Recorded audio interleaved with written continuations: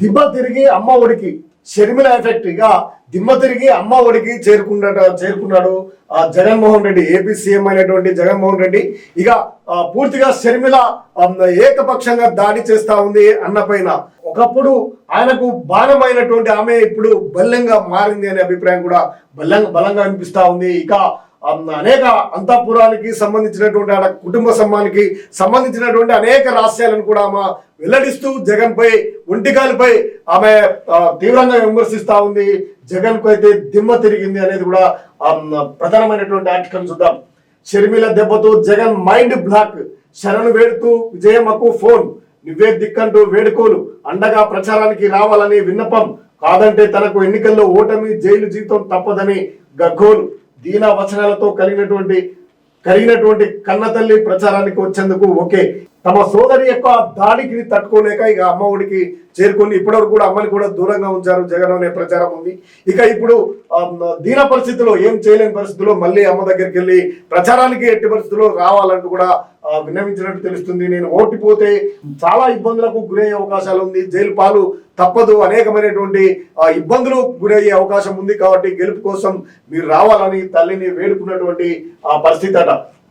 చెల్లి షర్మిల కొట్టిన దెబ్బకు ఏపీ సీఎం వైఎస్ జగన్ దిమ్మ తిరిగి అమ్మ గుర్తుకొచ్చిందన్నదా, శరణం నాస్తి నువ్వే దిక్కంటూ శరణు వచ్చినటువంటి తెలిసింది.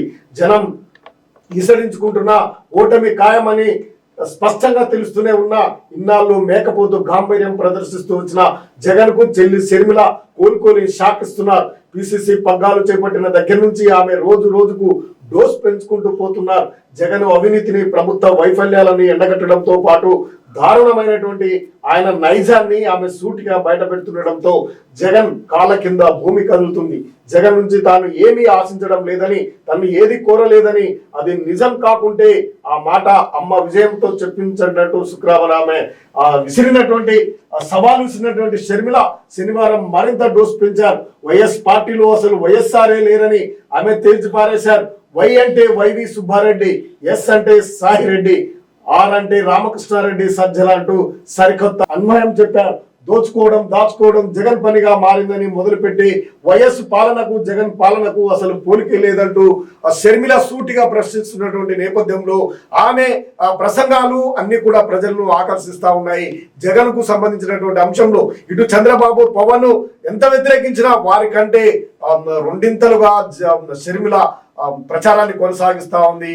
ఏకదాటిగా జగన్ పై షర్మిల చేస్తున్నటువంటి సూటి దాడికి విలవిల జగన్ కొట్టుకుంటున్నాడు అనేది రాజకీయ విశ్లేషణ జరుగుతున్నటువంటి నేపథ్యంలో ఇక ఓటమి తప్పదని తెలుసుకున్నటువంటి జగన్ ఇక ఆ తల్లి అయినటువంటి విజయమ్మ దగ్గరికి వెళ్ళి ప్రచారానికి రావాలని వేడుకున్నట్టు తెలుస్తా ఉంది. దీంతో ఆమె కూడా కన్న కొడుకు కాబట్టి షర్మిల వ్యతిరేకించినప్పటికీ ఆమె ప్రచారానికి రావడానికి సిద్ధంగా ఉన్నది అనేది ఇదొక సారాంశంగా చూడొచ్చు.